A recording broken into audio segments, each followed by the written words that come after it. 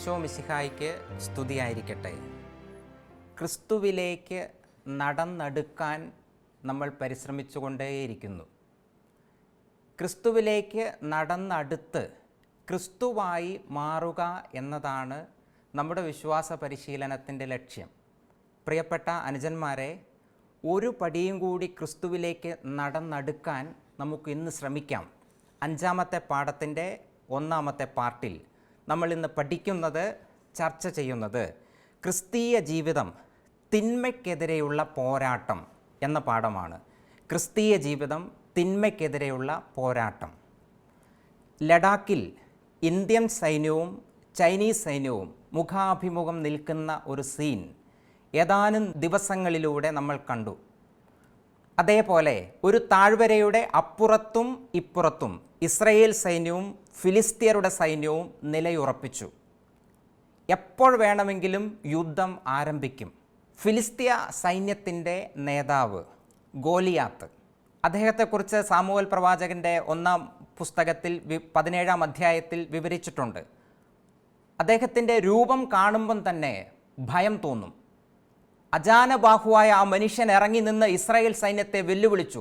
ധൈര്യമുള്ള ആരെങ്കിലും കടന്നുവാ, എന്നോട് പോരടിച്ച് നിങ്ങൾ വിജയിച്ചാൽ ഞങ്ങൾ നിങ്ങളുടെ അടിമകളായി മാറാം. എന്നോട് പരാജയപ്പെട്ട് കഴിഞ്ഞാൽ നിങ്ങൾ ഞങ്ങളുടെ അടിമകളാവണം. ഇസ്രായേൽ സൈന്യത്തിൽ നിന്നും ഒരാൾ പോലും ഗോലിയാത്തിനെതിരെ പോരാടാൻ ഇറങ്ങിയില്ല. 40 ദിവസം രാവിലെയും വൈകുന്നേരവും അദ്ദേഹം വെല്ലുവിളി തുടർന്നു. ആട്ടിടയനായ ദാവീദിൻ്റെ അപ്പൻ ഒരു ദിവസം ജസ്സെ ദാവീദിനോട് പറഞ്ഞു, ഇന്ന് ആടുകളുടെ അടുത്തേക്ക് നീ പോവണ്ട, പകരം ഈ ഭക്ഷണ പദാർത്ഥങ്ങൾ യുദ്ധമുഖത്തുള്ള നിൻ്റെ 3 ജ്യേഷ്ഠന്മാർക്ക് നീ എത്തിച്ചു കൊടുക്ക്. അങ്ങനെ ഈ ഭക്ഷണ പദാർത്ഥവുമായി ദാവീദ് യുദ്ധമുഖത്തെത്തി. ഈ യുദ്ധമുഖത്ത് ദാവീദ് ചെന്ന് നിൽക്കുമ്പം കാണുന്നത് ഗോലിയാത്തിൻ്റെ വെല്ലുവിളി തുടരുന്നു.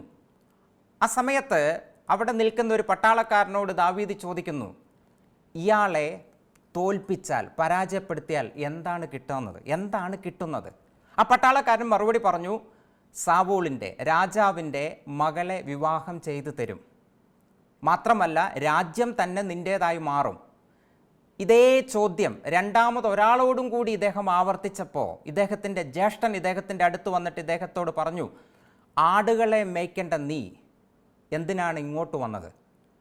നിനക്ക് അവിടെ നിന്ന പോരായിരുന്നോ? യുദ്ധം കാണാൻ വേണ്ടി നീ വന്ന് നിൽക്കുന്നതാണോ എന്ന് ചോദിച്ച് ഇവനെ പേടിപ്പിക്കുമ്പോൾ, ഭീഷണിപ്പെടുത്തുമ്പോൾ ഇവൻ വീണ്ടും ഒരു പട്ടാളക്കാരനോട് ചോദിക്കുന്നു അതേ ചോദ്യം തന്നെ, എന്താണ് കിട്ടാൻ പോകുന്നത്? 3 പേരോട് ഇങ്ങനെ ചോദിച്ചപ്പോൾ ഇത് രാജാവിൻ്റെ അടുത്തെത്തി. ഒരാൾ ഗോലിയാത്തിനെതിരെ യുദ്ധം ചെയ്യാൻ സന്നദ്ധത കാണിക്കുന്നു. രാജാവ് ഇവനെ വിളിച്ചു. ബാലനെ കണ്ടപ്പം രാജാവ് പറഞ്ഞു, നിനക്ക് ഗോലിയാത്തിനോട് യുദ്ധം ചെയ്യാൻ പറ്റുമോ? കാരണം ചെറുപ്പം മുതലേ വലിയ അഭ്യാസം നടത്തി, പ്രാക്ടീസ് നടത്തി, വലിയൊരു യുദ്ധ വീരനാണ്, വലിയൊരു മല്ലനാണ് ഗോലിയാത്ത്. ആ സമയത്ത് ദാവീദ് പറഞ്ഞു, എൻ്റെ ആടുകളെ സിംഹം ആക്രമിക്കുമ്പോൾ, കരടി ആക്രമിക്കുമ്പോൾ ഞാൻ അതിനെ ഈ വന്യമൃഗങ്ങളിൽ നിന്നും രക്ഷിക്കാറുണ്ട്. ചില സമയങ്ങളിൽ ആ വന്യമൃഗങ്ങളെ ഞാൻ കൊല്ലാറുമുണ്ട്. എനിക്കതുപോലെയുള്ളൂ ഗോലിയാത്ത്. ദൈവമാണ് എന്നെ നയിക്കുന്നത്. അവസാനം രാജാവിൻ്റെ പടച്ചട്ടയൊക്കെ ഇവനെ ധരിപ്പിച്ചു. യുദ്ധത്തിന്, പോരാട്ടത്തിന് ഇറക്കുന്ന സമയത്ത് ഈ പടച്ചട്ടയും ധരിച്ചുകൊണ്ട് ഈ പയ്യൻ ഇറങ്ങാൻ പറ്റുന്നില്ല. ഇതിൻ്റെ വെയിറ്റൊന്നും ഇവന് താങ്ങാൻ പറ്റുന്നില്ല. അതെല്ലാം ഊരി വെച്ച് ഇവൻ അവൻ്റെ ഒരു വടിയെടുത്തു. തോട്ടിൽ നിന്നും 5 മിനുസമുള്ള കല്ലുകളെടുത്ത് അവൻ്റെ സഞ്ചിയിലേക്ക് നിക്ഷേപിച്ചു. ഗോലിയാത്തിൻ്റെ മുന്നിൽ പോയി നിന്നു. ബാക്കി ഭാഗം നമുക്ക് കാണാം.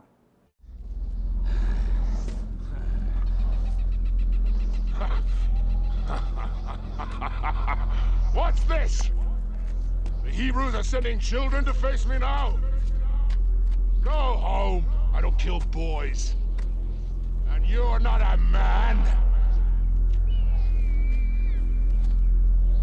Come to me, boy.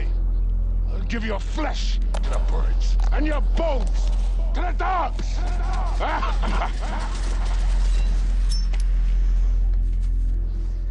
Hey, boy! Are you too afraid to fight? You come armed with a sword. But I come in the name of the Lord of Hosts, the God of the armies of Israel. I'm going to kill you. It's your body that the dogs will eat, and all the world will know there is a God in Israel.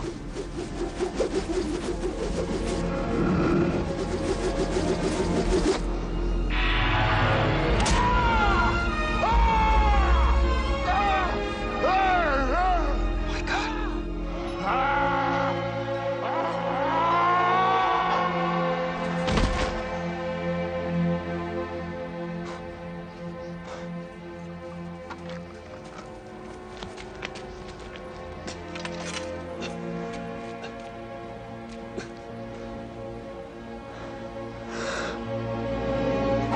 Make a joyful noise unto God, all ye lands! Sing forth the honor of his name! Through the greatness of thy power shall thine enemies submit themselves unto thee. You did it. God was with me.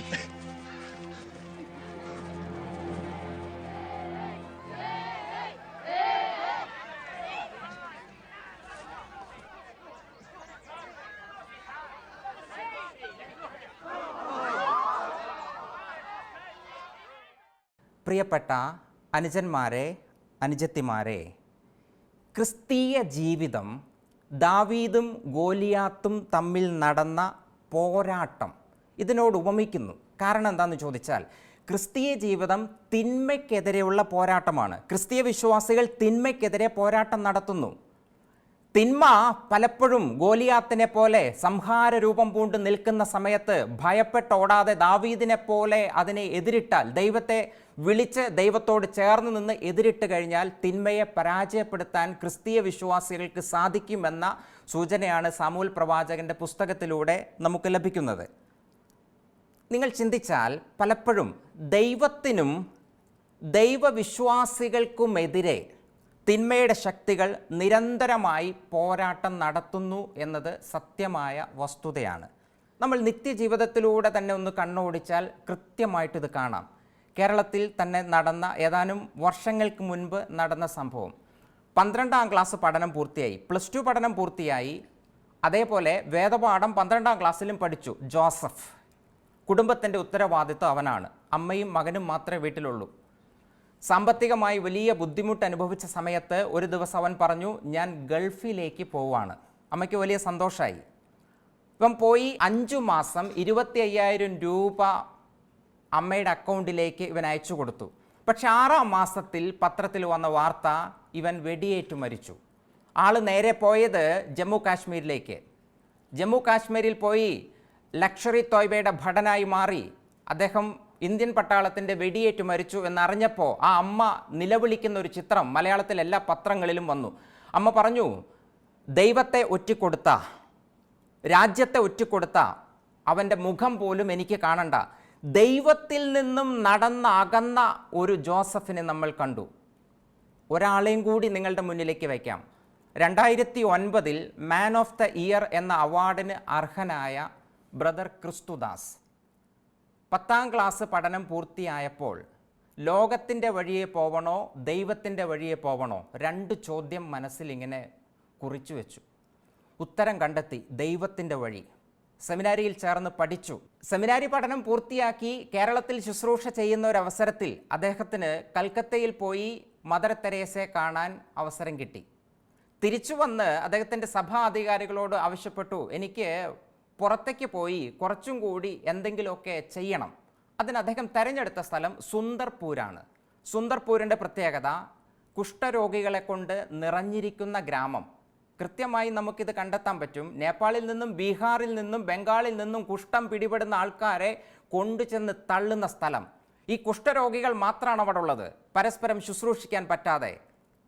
വളരെ നിസ്സഹായ അവസ്ഥയിൽ ഇരിക്കുന്ന ഇവരുടെ ചിത്രം അദ്ദേഹത്തിൻ്റെ മനസ്സിനെ വല്ലാണ്ട് വേദനപ്പെടുത്തി. ഇദ്ദേഹം ചെയ്തത്, സഭാധികാരികളുടെ അനുവാദം വാങ്ങി അദ്ദേഹത്തിൻ്റെ 2 ട്രങ്ക് പെട്ടികളിൽ മരുന്നും ഇദ്ദേഹത്തിൻ്റെ ഡ്രസ്സും നിറച്ച് അവിടെ ചെന്നിറങ്ങിയ സമയത്ത് കുഷ്ഠരോഗികൾ അവർക്ക് പറ്റുന്നത് പോലെ ഒരു കുടിൽ ഇദ്ദേഹത്തിന് വേണ്ടി ഒരുക്കി വെച്ചു. അദ്ദേഹം ആ വീട്ടിൻ്റെ അകത്തേക്ക് കയറി ഒന്ന് വിശ്രമിക്കാമെന്ന് വിചാരിച്ച് ഒന്ന് കിടന്ന സമയത്ത് പുറത്തുനിന്നൊരു ദീനരോദനം, കരച്ചിൽ കേട്ട് വാതിൽ തുറന്നു നോക്കിയപ്പോൾ കണ്ടു നേപ്പാളി ഫാമിലി, അച്ഛൻ, അമ്മ, 2 മക്കൾ, 4 പേർക്കും കുഷ്ഠം. ആ വീടിൻ്റെ ഉള്ളിലേക്ക് തന്നെ അവരെ കയറ്റി. പിന്നീട് നമ്മൾ കാണുന്നത് ചരിത്രം, ഇന്ത്യ ചരിത്രത്തിൽ നമുക്ക് കാണാം, ഈ മനുഷ്യൻ അത്ഭുതങ്ങൾ സൃഷ്ടിച്ചു. അവിടെ 50,000-ഓളം കുഷ്ഠരോഗികളുടെ കുഷ്ഠം വിട്ടുമാറി. സുന്ദർപൂർ ഇന്ന് സമ്പൽ സമൃദ്ധിയുടെ ഗ്രാമം. അതുകൊണ്ട് മലയാള മനോരമയുടെ ദ വീക്ക് അദ്ദേഹത്തിന് കൊടുത്തൊരു അവാർഡാണ് മാൻ ഓഫ് ദ ഇയർ. ക്രിസ്തുവിലേക്ക് നടന്നടുത്തു. ആദ്യത്തെ ആൾ ക്രിസ്തുവിൽ നിന്നും നടന്നകന്നു. പ്രലോഭനങ്ങൾ വരുന്ന സമയത്ത് പ്രലോഭനങ്ങളെ വിജയിക്കുന്നവനാണ് ക്രിസ്ത്യാനി.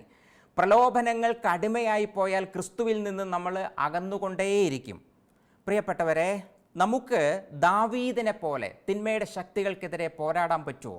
നമുക്ക് ക്രിസ്തുദാസനെ പോലെ ക്രിസ്തുവിൻ്റെ അടുത്തേക്ക് നടന്ന് അടുക്കാൻ പറ്റുമോ? ക്രിസ്തുവായി മാറാൻ പറ്റുമോ എന്ന് നമുക്ക് ചിന്തിക്കാം. വിശുദ്ധ ഗ്രന്ഥത്തിൽ വിശുദ്ധ പൗലോസ്ലീഹ എഫേസുസുകാർക്ക് എഴുതിയ ലേഖനത്തിൽ ക്രിസ്തീയ ജീവിതം തിന്മയ്ക്കെതിരെയുള്ള പോരാട്ടമാണെന്ന് പൗലോസ്ലീഹ പറഞ്ഞു വയ്ക്കുന്നുണ്ട്. പൗലോസ്ലീഹ അവിടെ പറയുന്നു, എങ്ങനെയാണ് ഇവിടെ വിശ്വാസി തിന്മയ്ക്കെതിരെ പടപൊരുതേണ്ടത്? എന്താണ് നമ്മുടെ ആയുധം? എന്തിനെതിരെയാണ് നമ്മൾ പടയോട്ടം നടത്തുന്നത് എന്ന് പൗലോസ്ലീഹ കൃത്യമായും ഈ ലേഖന ഭാഗത്ത് വിവരിക്കുന്നത് നമുക്കൊന്ന് വായിച്ച് കേൾക്കാം. ഒന്ന് എഴുന്നേറ്റ് നിൽക്കാമോ? വിശുദ്ധ ഗ്രന്ഥം നമുക്ക് വായിച്ച് കേൾക്കാം.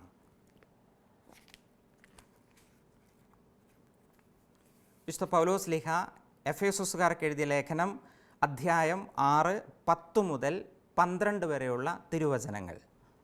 അവസാനമായി കർത്താവിലും അവിടുത്തെ ശക്തിയുടെ പ്രാഭവത്തിലും കരുത്തുള്ളവരാകുവിൻ. സാത്താൻ്റെ കുടില തന്ത്രങ്ങളെ എതിർത്തു നിൽക്കാൻ ദൈവത്തിൻ്റെ എല്ലാ ആയുധങ്ങളും ധരിക്കുവിൻ. എന്തെന്നാൽ നമ്മൾ മാംസത്തിനും രക്തത്തിനും എതിരായിട്ടല്ല, പ്രഭുത്വങ്ങൾക്കും ആധിപത്യങ്ങൾക്കും ഈ അന്ധകാര ലോകത്തിൻ്റെ അധിപന്മാർക്കും സ്വർഗീയ ഇടങ്ങളിൽ വർത്തിക്കുന്ന തിന്മയുടെ ദുരാത്മാക്കൾക്കുമെതിരായിട്ടാണ് പടവെട്ടുന്നത്. പൗലോസ്ലീഹ തുടക്കത്തിൽ തന്നെ നമ്മളോട് പറയാണ്, കർത്താവിൽ കരുത്തുള്ളവരായി നമ്മൾ മാറണം. ഇനി 2, സാത്താൻ്റെ കുടില തന്ത്രങ്ങളെ എതിർത്തു നിൽക്കാൻ ദൈവത്തിൻ്റെ ആയുധങ്ങളാണ് വിശ്വാസി ധരിക്കേണ്ടത്. എന്താണ് ദൈവത്തിൻ്റെ ആയുധങ്ങളെന്ന് ഈ ക്ലാസ്സിൻ്റെ അടുത്തൊരു ഭാഗത്ത് നമുക്ക് കണ്ടുപോവാം. ഇനി എന്തിനെയാണ് നമ്മൾ എതിർക്കുന്നത്? പ്രഭുത്വങ്ങളെ, ആധിപത്യങ്ങളെ, അന്ധകാര ലോകത്തിൻ്റെ അധിപന്മാരെ. ഇനി വീണ്ടും പറയുന്നു, തിന്മയുടെ ദുരാത്മാക്കൾക്കെതിരെയാണ് ഒരു വിശ്വാസിയുടെ പടയോട്ടം. വിശ്വാസി പടപൊരുന്നത് ഇതിനെതിരെയാണ് എന്ന് പൗലോസ്ലീഹ കൃത്യമായും നമ്മെ ഓർമ്മിപ്പിക്കുന്നു. അങ്ങനെയെങ്കിൽ ക്രിസ്തീയ ജീവിതം തിന്മയ്ക്കെതിരെ ഒരു പോരാട്ടമാണ് എന്ന് നമ്മൾ കണ്ടുവല്ലോ. ഈ പോരാട്ടത്തിന് 2 തലങ്ങളുണ്ട്. ഒന്നാമത്തെ തലം നമ്മിൽ തന്നെയുള്ള തിന്മയുടെ പ്രലോഭനത്തെയും ആധിപത്യത്തെയും എതിർത്തു തോൽപ്പിക്കുക. രണ്ടാമത്തെ തലം തിന്മയുടെ ബാഹ്യശക്തികൾക്കെതിരെയുള്ള പോരാട്ടം. ഈ 2 തലങ്ങളെക്കുറിച്ച് നമുക്കൊന്ന് ഇനി ചർച്ച ചെയ്യാം. ഒന്നാമത്തെ തലം നമുക്കെടുക്കാം. ഒന്നാമത്തെ തലം തിന്മയുടെ ആന്തരിക ശക്തികൾക്കെതിരെയുള്ള പോരാട്ടം. എൻ്റെ ഉള്ളിൽ തന്നെയുള്ള തിന്മയുടെ ശക്തികളെ എങ്ങനെ എനിക്ക് അതിജീവിക്കാൻ പറ്റും, പ്രലോഭനത്തിൽ വീഴാതെ ക്രിസ്തുവിലേക്ക് നടന്നെത്താൻ സാധിക്കും എന്നാണ് നമുക്ക് ചർച്ച ചെയ്യേണ്ടത്. യേശുക്രിസ്തുവിൻ്റെ ജീവിതത്തിലേക്ക് നോക്ക്. യേശുക്രിസ്തുവിൻ്റെ ജീവിതത്തിൽ ഭരണം നടത്താൻ സാത്താൻ ശ്രമിച്ചു, പരാജയപ്പെട്ടു. സുവിശേഷം അറിയുമോ? മത്തായിയുടെ സുവിശേഷം അധ്യായം 4 കൃത്യമായിട്ട് നമ്മൾ പഠിച്ചിട്ടുള്ളതാണ്. യേശുക്രിസ്തു ഇത് പരാജയപ്പെടുത്തി എന്ന് നമ്മൾ കൃത്യമായിട്ടും കണ്ടു. ഇനി നമ്മളെക്കുറിച്ച് നമുക്ക് ചിന്തിക്കാം. മാമോദീസായിലൂടെ ഞാനും നിങ്ങളും ദൈവത്തിൻ്റെ മക്കളായി, തിരുസഭയിലെ അംഗങ്ങളായി, സ്വർഗത്തിന് അവകാശികളായി മാറി. ചുരുക്കത്തിൽ മാമോദീസായിലൂടെ നമ്മൾ ദൈവത്തിൻ്റെ സ്വന്തമായി മാറി. ദൈവത്തിൻ്റെ സ്വന്തമായ ഞാൻ ലോകത്തിൻ്റേതാവരുത്, ഞാൻ ദൈവത്തിൻ്റേതാവണം. ലോകത്തിൻ്റേതാവാതെ ദൈവത്തിൻ്റേത് മാത്രമായി നിൽക്കുന്നവനാണ് ക്രിസ്ത്യാനി. ലോകത്തിൻ്റെ വഴിയെ ചരിക്കാത്തവൻ, ദൈവത്തിൻ്റെ വഴിയെ മാത്രം നടക്കുന്നവനാണ് ക്രിസ്ത്യാനി എന്ന് പുസ്തകം നമ്മളെ പഠിപ്പിക്കുന്നു. വത്തിക്കാൻ കൗൺസിൽ പ്രമാണരേഖകളിൽ തിരുസഭ 20 എന്ന ഡിഗ്രിയിൽ നമ്മളോട് പറയുന്നത് ഇതാണ്: ഓരോ ക്രിസ്ത്യാനിയും ആത്മനിയന്ത്രണത്താലും വിശുദ്ധ ജീവിതത്താലും പാപത്തിൻ്റെ ഭരണത്തെ പരാജയപ്പെടുത്താൻ കടപ്പെട്ടിരിക്കുന്നു. ഇത് നമുക്ക് വലിയൊരു ആഹ്വാനമാണ്. ആത്മനിയന്ത്രണം, വിശുദ്ധ ജീവിതം. ആത്മനിയന്ത്രണം, വിശുദ്ധ ജീവിതം, ഇതിലൂടെ എൻ്റെ ഉള്ളിലുള്ള പാപത്തിൻ്റെ ഭരണത്തെ നിയന്ത്രിക്കാൻ എനിക്ക് സാധിക്കുമെന്നാണ് തിരുസഭ 20 നമ്മളോട് പറയുന്നത്. ലോകത്തിൻ്റെ വഴികളിൽ നിന്നും മാറി ദൈവത്തിൻ്റെ വഴിയെ മാത്രം ഞാൻ നടക്കുമ്പോൾ ഒന്ന് ആലോചിക്കണം. ലോകത്തിൻ്റെ വഴിയെ മാത്രം നടക്കുന്നവർ എന്നെ പ്രലോഭിപ്പിക്കും, എന്നെ എതിർക്കും, എന്നെ വെറുക്കും. സത്യമായ കാര്യമല്ലേ? ലോകത്തിൻ്റെ വഴിയെ മാത്രം നടക്കുന്നവർക്ക് ദൈവത്തിൻ്റെ വഴിയെ നമ്മൾ തുടരുന്ന ഒരു സഞ്ചാരം പലപ്പോഴും ഇഷ്ടപ്പെടാറില്ല, പലപ്പോഴും കളിയാക്കാറുണ്ട്. നിങ്ങൾ തന്നെ ശ്രദ്ധിച്ചു നോക്ക്. പരീക്ഷയിൽ നിങ്ങളുടെ കൂട്ടുകാരൊക്കെ കോപ്പി അടിക്കുമ്പോൾ നിങ്ങൾ അറിയുന്നത് മാത്രം പരീക്ഷ ഹാളിൽ ഇരുന്ന് എഴുതി വെച്ചിട്ട് ഇറങ്ങിക്കഴിയുമ്പോൾ നിങ്ങളെ എന്തു വിളിക്കും? ഭീരു, പേടിത്തൊണ്ടൻ, ധൈര്യമില്ലാത്തവൻ, അങ്ങനെ പല വിശേഷണങ്ങൾ നമുക്ക് ചാർത്തിത്തരും. സത്യമായിട്ടും വീണ്ടും നിങ്ങൾ ചിന്തിച്ചു നോക്ക്. നിങ്ങളുടെ കൂട്ടുകാരെങ്കിലും ലഹരി പദാർത്ഥങ്ങൾ ഉപയോഗിക്കുമ്പോൾ ദൈവത്തിൻ്റെ വഴിയെ മാത്രം നടക്കുന്ന നിങ്ങൾ ഒരു കാരണവശാലും അത് ഉപയോഗിക്കില്ല, അതിൽ നിന്ന് വിട്ടു നിൽക്കുമ്പോൾ അവിടെയും നിങ്ങൾ ആണാണോ? ചോദ്യം ചെയ്യും, നമ്മളെ ചോദ്യം ചെയ്യും, കളിയാക്കും. ഇതും നടക്കുന്നത് തന്നെയാണ്. ദൈവത്തിൻ്റെ വഴിയെ നടക്കുന്ന ആൾ പ്രണയത്തിലൂടെ സഞ്ചാരം നടത്തില്ല, ആരെയും തേച്ചിട്ട് പോവില്ല. ലോകത്തിൻ്റെ വഴിയെ നടക്കുന്നവർക്ക് ഇതൊക്കെ ഒരു ട്രെൻഡായി മാറുന്നു.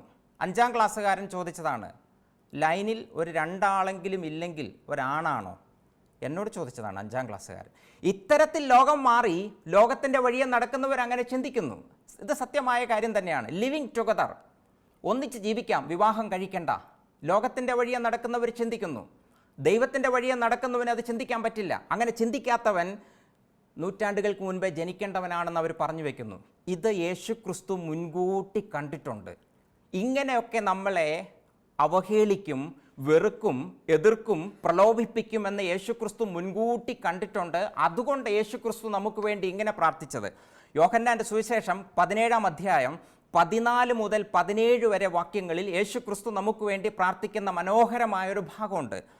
യേശുക്രിസ്തുവിൻ്റെ പ്രാർത്ഥന ഇതാണ്: അവിടുത്തെ വചനം ഞാൻ അവർക്ക് നൽകിയിരിക്കുന്നു, എന്നാൽ ലോകം അവരെ ദ്വേഷിച്ചു. എന്തെന്നാൽ ഞാൻ ലോകത്തിൻ്റേതല്ലാത്തതുപോലെ അവരും ലോകത്തിൻ്റേതല്ല. ലോകത്തിൽ നിന്നും അവരെ എടുക്കണമേ എന്നല്ല, ദുഷ്ടനിൽ നിന്നും അവരെ കാത്തുകൊള്ളണമേ എന്നാണ് ഞാൻ പ്രാർത്ഥിക്കുന്നത്. ദുഷ്ടനിൽ നിന്നും നമ്മളെ കാത്തുകൊള്ളണമേ എന്ന യേശുക്രിസ്തുവിൻ്റെ വളരെ മനോഹരമായ പ്രാർത്ഥന നമ്മൾ ഇവിടെ കണ്ടു. ലോകത്തിൻ്റെ വഴിയെ നടക്കാതെ ദൈവത്തിൻ്റെ വഴിയെ മാത്രം നടക്കുന്ന സമയത്ത് നമ്മളെ അതിൽ നിന്നും പ്രലോഭിപ്പിച്ച് ലോകത്തിൻ്റെ വഴിയിലേക്ക് എത്തിക്കുന്ന ശക്തികൾ വ്യക്തികളായി വരാം, നമ്മുടെ സുഹൃത്തുക്കളായി വരാം. ആ സമയത്ത് ദൈവത്തിൻ്റെ വഴിയിൽ തന്നെ ഉറച്ചു നിൽക്കാൻ നമുക്ക് സാധിക്കണം. യേശുക്രിസ്തുവിന് പ്രലോഭനങ്ങൾ ഉണ്ടായിട്ടുണ്ട്, യേശുക്രിസ്തുവിന് പീഡനങ്ങൾ ഏറ്റുവാങ്ങേണ്ടി വന്നിട്ടുണ്ട്. എങ്കിൽ പൂർണ്ണ മനുഷ്യനും പൂർണ്ണ ദൈവവുമായ യേശുക്രിസ്തുവിന് ഇതൊക്കെ ഫേസ് ചെയ്യേണ്ടി വന്നിട്ടുണ്ടെങ്കിൽ എനിക്ക് ഇതൊക്കെ സംഭവിക്കില്ലെന്ന് ചിന്തിക്കാൻ പറ്റില്ല.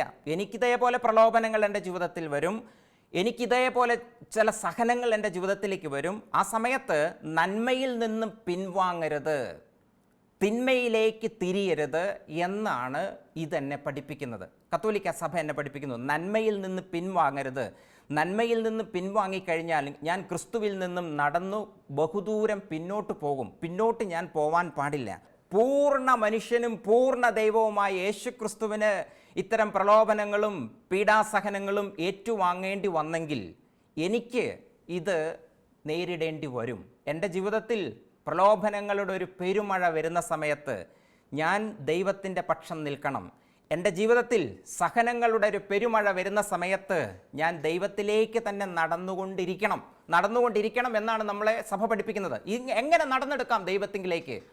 എൻ്റെ ഉള്ളിലുള്ള തിന്മയുടെ ശക്തികളെ എങ്ങനെ എനിക്ക് പരാജയപ്പെടുത്താമെന്ന് ചോദിക്കുമ്പോൾ സഭ നമ്മളെ പഠിപ്പിക്കും. 1, ദൈവത്തിൻ്റെ ശക്തിയാൽ നിറഞ്ഞ് പ്രാർത്ഥനാ ജീവിതത്തിലൂടെ, ദൈവിക ശക്തിയാൽ നിറഞ്ഞ് പ്രാർത്ഥനാ ജീവിതത്തിലൂടെ തിന്മയുടെ ആധിപത്യത്തെ തുടച്ചു നിൽക്കാം.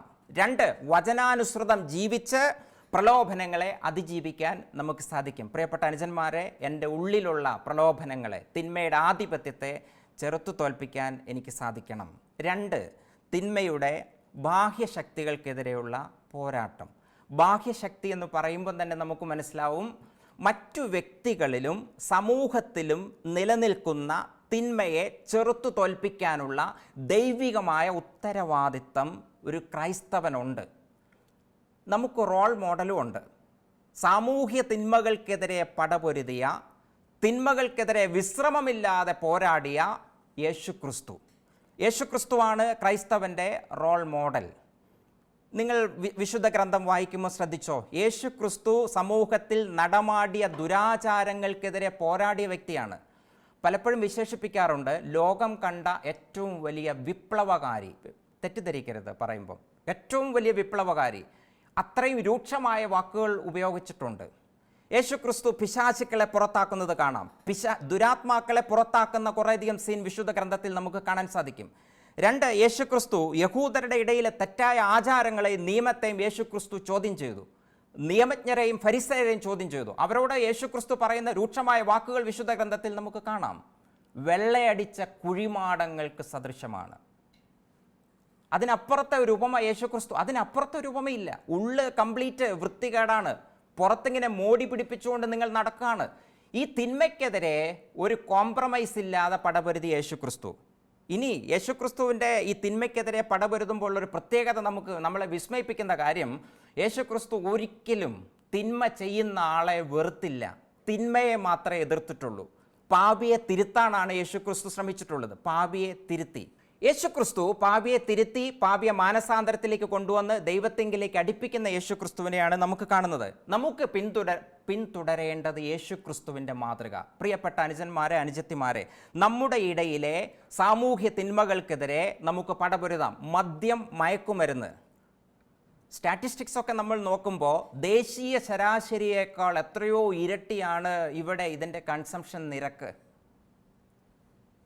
കാസർഗോഡ് ജില്ലയിലെ ഒരു വിദ്യാലയത്തിന് സമീപത്ത് ബസ് സ്റ്റോപ്പിൽ നിൽക്കുമ്പോൾ ബസ് വന്ന് വിട്ടുപോകാൻ തുടങ്ങിയ സമയത്ത് ഒരു കുട്ടി ഓടി ബസ്സിലേക്ക് കയറിയ സമയത്ത് ഇവൻ്റെ ജീൻസിൻ്റെ പോക്കറ്റിൽ നിന്ന് പേഴ്സ് താഴെ വീണു.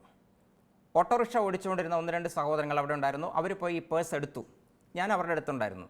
പേഴ്സ് എടുത്ത സമയത്ത് ആ പേഴ്സിൻ്റെ ഉള്ളിൽ കാശിൻ്റെ കൂടെ ഒരു ചെറിയൊരു സ്റ്റാമ്പ് വലിച്ചെടുത്തു. ഇവർക്കിത് പെട്ടെന്ന് മനസ്സിലായില്ല. എന്നോട് ചോദിച്ചു ഈ സാധനം എന്താണ്. നോക്കുമ്പോൾ ഇതൊരു മയക്കുമരുന്ന്, LSD എന്നൊക്കെ പറയുന്ന ഒരു മയക്കുമരുന്ന് സാധനം. 4000 രൂപ വരെ വിലയുള്ള ഈ സാധനം ഇവൻ്റെ കീശയിൽ എങ്ങനെ വന്നു? സത്യത്തിൽ നമ്മളെയൊക്കെ ഭീഷണിപ്പെടുത്തുന്ന തരത്തിൽ, അപായപ്പെടുത്തുന്ന തരത്തിൽ ലഹരി വസ്തുക്കളുടെ ഒരു കുത്തൊഴുക്ക് കേരളത്തിൽ നടക്കുന്നു.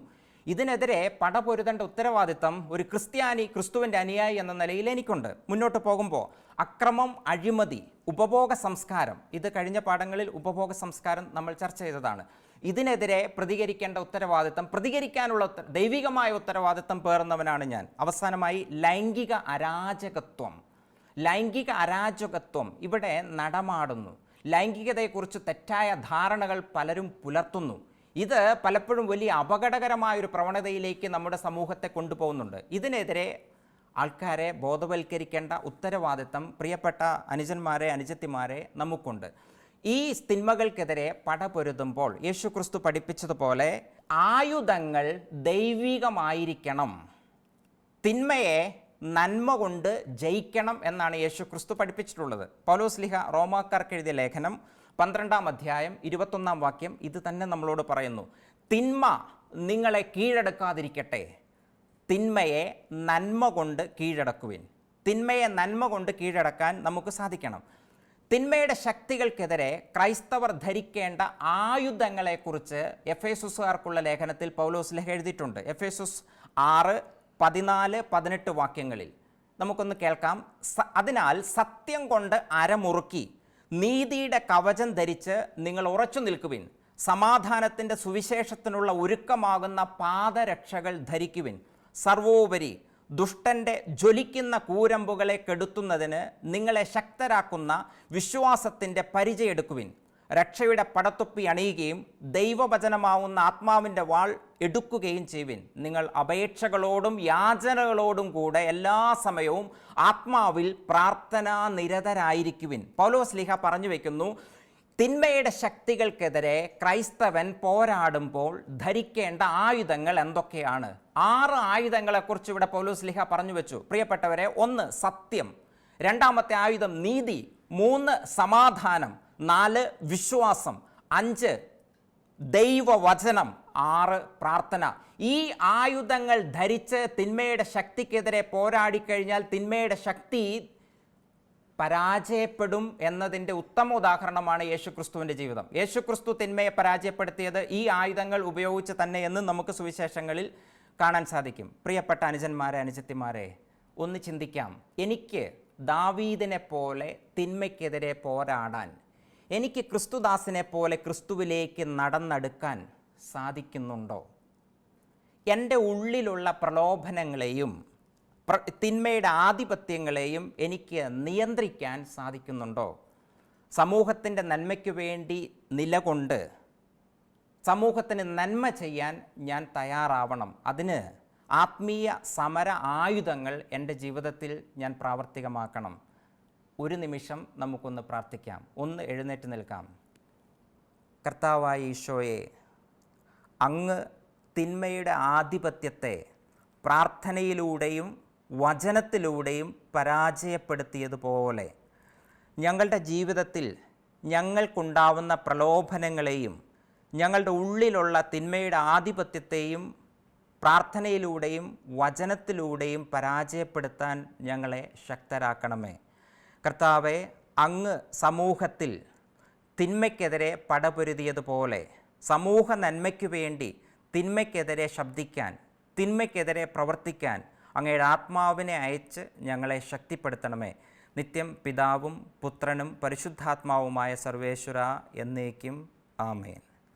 പുസ്തകത്തിലെ ആദ്യത്തെ 3 ചോദ്യങ്ങൾക്കുള്ള ഉത്തരം കണ്ടെത്തണം. കണ്ടെത്തി എഴുതി നിങ്ങളുടെ അധ്യാപകരെ കാണിക്കണം എന്ന് ഓർമ്മിപ്പിക്കുന്നു. ഓർമ്മിക്കാൻ ഒരു വചനം മനഃപ്പാഠമാക്കാം. ഈ ആഴ്ചയിൽ ധ്യാനിക്കാനുള്ള വചനം തന്നെയാണിത്. സത്യമായിട്ടും ഇത് ധ്യാനിക്കണം. കൃത്യം എല്ലാ ദിവസവും ഈ വചനം മനസ്സിൽ ഉരുവിടണം. ജീവിതത്തെ ഒന്ന് ക്രമപ്പെടുത്താൻ വേണ്ടി ശ്രമിക്കുമോ? ദൈവാനുഗ്രഹം കാണാം. വചനം: തിന്മ നിങ്ങളെ കീഴടക്കാതിരിക്കട്ടെ, തിന്മയെ നന്മ കൊണ്ട് കീഴടക്കുവിൻ. റോമ 12:21. തിന്മ നിങ്ങളെ കീഴടക്കാതിരിക്കട്ടെ, തിന്മയെ നന്മ കൊണ്ട് കീഴടക്കുവിൻ. ദൈവാനുഗ്രഹങ്ങൾ നേരുന്നു. ഈശോ മിശിഹായ്ക്ക് സ്തുതിയായിരിക്കട്ടെ.